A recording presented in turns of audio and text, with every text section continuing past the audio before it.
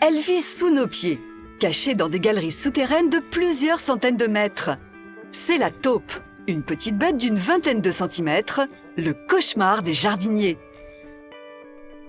À Fontainebleau, 4 jeunes curieux vont tenter d'en localiser avec l'aide de Jérôme Hanol, naturaliste. Alors, comment faire les enfants? Il y a la terre qui remonte à la surface. Il y a aussi des trous. Donc là, vous voyez, vous avez plein de petits monticules de terre là. Tous ces petits monticules de terre, ce sont effectivement des traces de taupe.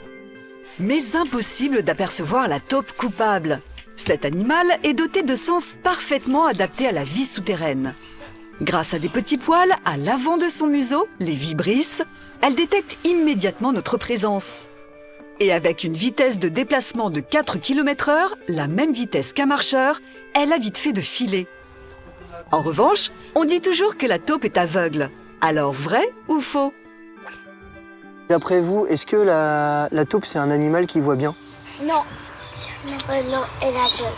Alors la taupe, elle n'est pas tout à fait aveugle, mais en tout cas, elle a une très très mauvaise vue. Elle a des tout petits yeux qui sont en général la taille d'un gros grain de sable. Pour une simple et bonne raison qu'elle se déplace dans le noir, dans des galeries souterraines. Sa vue est donc peu développée car elle ne lui sert à rien. Souvenez-vous, c'est grâce à ses petites moustaches, les vibrisses, qu'elle détecte la présence d'obstacles dans le noir. Par contre, elle est dotée de mains immenses par rapport à sa taille.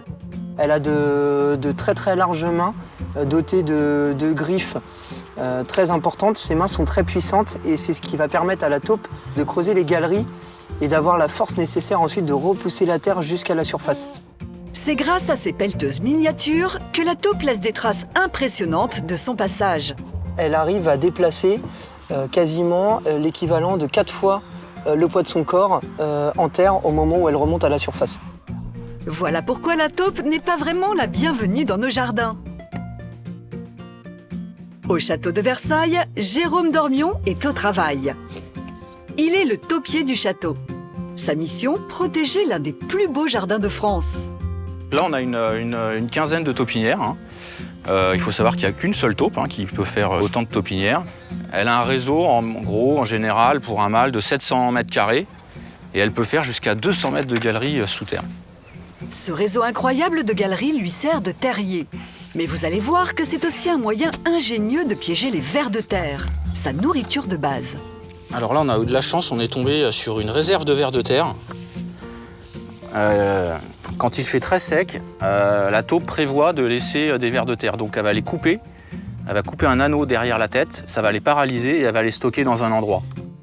Ces véritables garde-manger, toujours remplis, sont vitaux pour les taupes, car leur organisme possède une particularité. Elle mange 90% de vers de terre et elle ne peut pas rester sans manger plus de 12 heures. Elle ne peut pas jeûner de plus de 12 heures. Sinon, elle meurt. Mais à force de manger ces vers recouverts de petits cailloux, les taupes s'abîment les dents.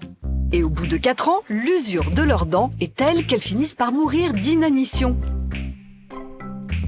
Ouvrière discrète, redoutablement efficace sous terre, la taupe est considérée comme un nuisible. Est-ce vraiment le cas? Non loin des prestigieux jardins, dans les enclos à moutons, une zone sanctuaire a été créée pour ces petites bêtes fouisseuses. Ici, pas question de les chasser. Et il y a une raison.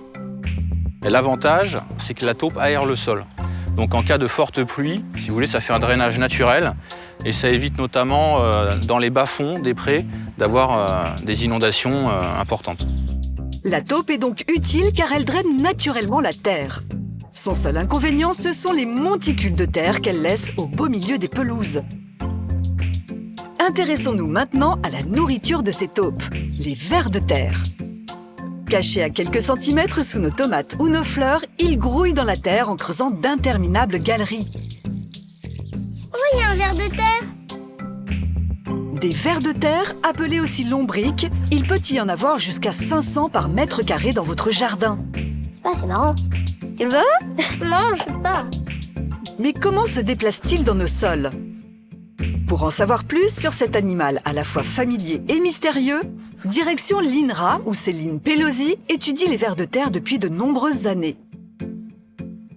Là, on a un ver de terre adulte, et puis là, un petit.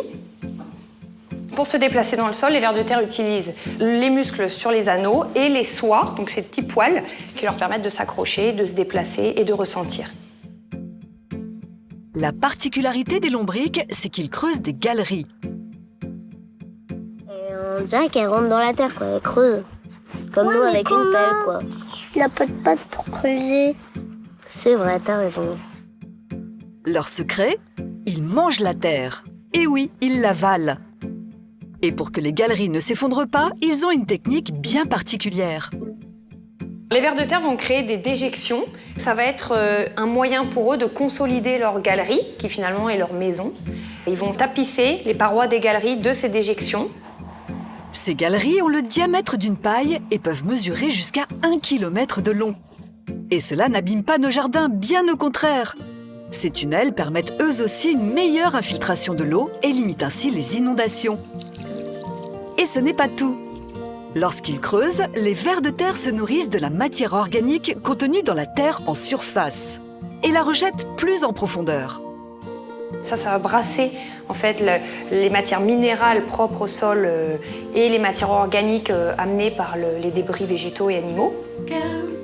Des lombrics dans votre jardin, c'est une terre en bonne santé. Pour savoir s'il y en a chez vous, Véronique Étiévent a une technique infaillible. Amandine et Noélie vont la tester avec elle. Bon alors les filles, est-ce que vous savez comment est-ce qu'on pourrait trouver des vers de terre dans le sol? Faudrait creuser. Et non les filles, il y a une technique bien plus facile et étonnante. Alors pour les aider à sortir, on peut utiliser de la moutarde. Parce qu'en fait, ils n'aiment pas la moutarde, ça leur picote la peau. Et du coup, ça les fait sortir de la terre.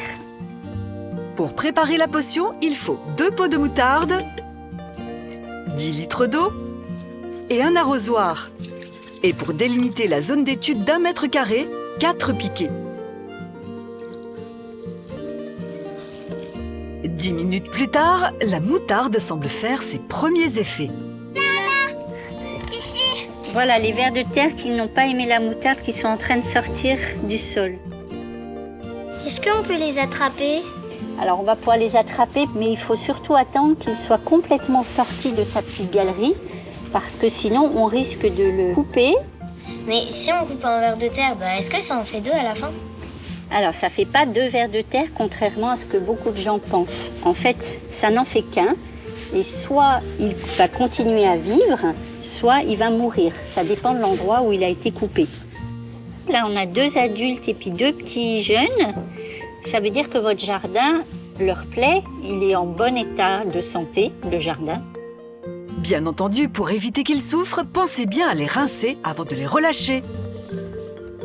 Au revoir, les vers de terre.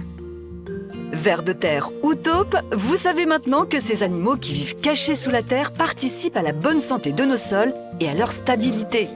Et tant que ces mottes de terre ne vous dérangent pas, vous pouvez laisser tranquille la petite taupe qui vit en dessous.